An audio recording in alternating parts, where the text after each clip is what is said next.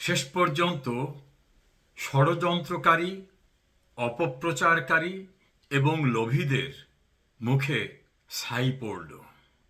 শেখ হাসিনা দ্ব্যর্থহীন ভাষায় ঘোষণা করলেন, ১৯৮১ সালে যখন আমি দেশে ফিরেছিলাম, তখন বাংলাদেশের আপামর জনসাধারণ ছিল আমার পরিবার। আজ আমার সেই পরিবার নির্যাতিত, নিষ্পেষিত।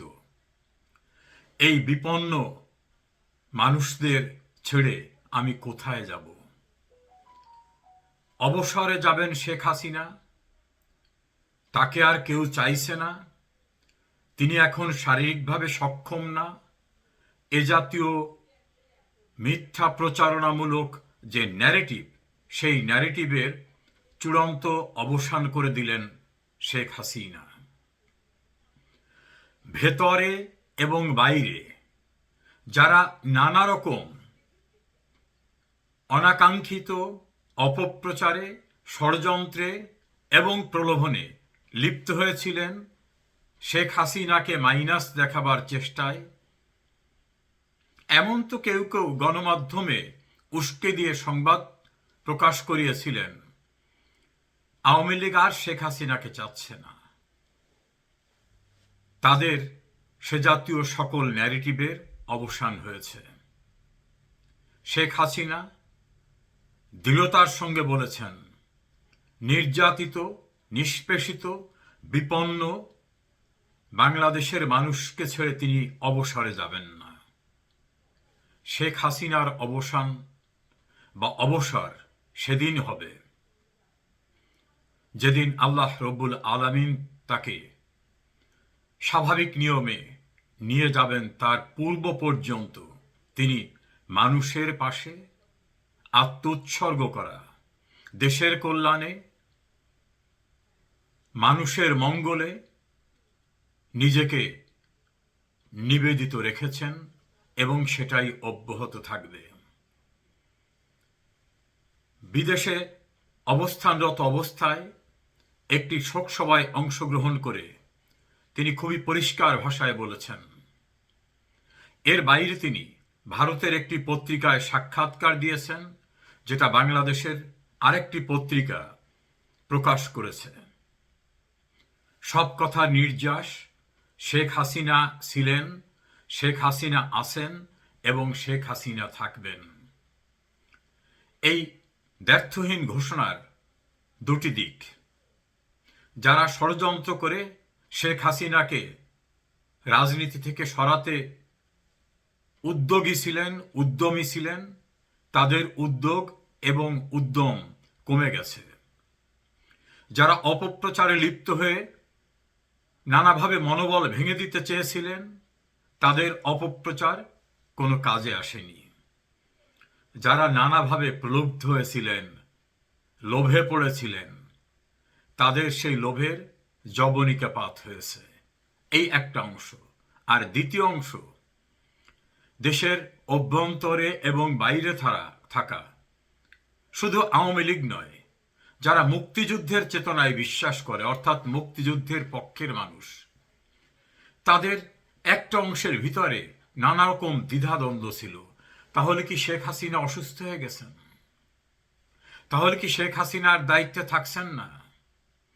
তাহলে কি আওয়ামী লীগের হাল তিনি ছেড়ে দিচ্ছেন? তাহলে কে হবেন দ্বিতীয় নেতা? কার নেতৃত্বে মুক্তিযুদ্ধের বাংলাদেশ আবার তার ঋতগৌরব পুনরুদ্ধার করবে? তাদের কাছে এখন স্পষ্ট, নেতা একজনই, সেটা শেখ হাসিনা। আর যারা আছেন, আমরা সবাই কর্মী। আওয়ামী লীগের প্রাণ শেখ হাসিনা, আওয়ামী লীগের নিউক্লিয়াস শেখ হাসিনা, আওয়ামী লীগের ক্যাপ্টেন শেখ হাসিনা। আওয়ামী লীগকে ২১ বছরের রাজপথে থাকা বিপর্যস্ত অবস্থা থেকে ফিরিয়ে এনে রাষ্ট্র ক্ষমতায় প্রতিষ্ঠিত করেছিলেন যিনি, তিনি শেখ হাসিনা। বঙ্গবন্ধুর খুনিদের দাম্ভিকতা চূর্ণ করে বিচারের কাঠগড়ায় দাঁড় করিয়েছিলেন যিনি, তিনি শেখ হাসিনা। যুদ্ধ অপরাধীদের ভয়াল হুঙ্কারকে নিশ্চিহ্ন করে দিয়ে তাদের বিচারের মুখোমুখি করেছিলেন যিনি, তিনি শেখ হাসিনা। বিপর্যস্ত বাংলাদেশকে মুক্তিযুদ্ধের চেতনায় ঘুরে দাঁড়িয়ে জয় বাংলা স্লোগান প্রকম্পিত করার যে ক্যাপ্টেন, তিনি শেখ হাসিনা। শেখ হাসিনাকে মাইনাস করে নানাভাবে আওয়ামী লীগের ভাগাভাগি করার চেষ্টা তো কম হয়নি। নানাভাবে যারা করেছেন তারা অনেক ভালো সংগঠক ছিলেন, কর্মীদের কাছে খুব গ্রহণযোগ্যতা ছিল। অনেকে হয়তো ভুলে গেছিলেন যে তাদের সবকিছুর উৎস তারা আওয়ামী লীগের হওয়ার কারণে তাদের এত যোগ্যতা। বিভাজিত করে, গ্রুপিং করে এক পর্যায়ে তারা বুঝতে পেরেছেন আওয়ামী লীগহীন কোনো হেভিওয়েটের কোনো মূল্য নেই, কোনো মূল্য নেই। বারবার সেটা প্রমাণিত হয়েছে।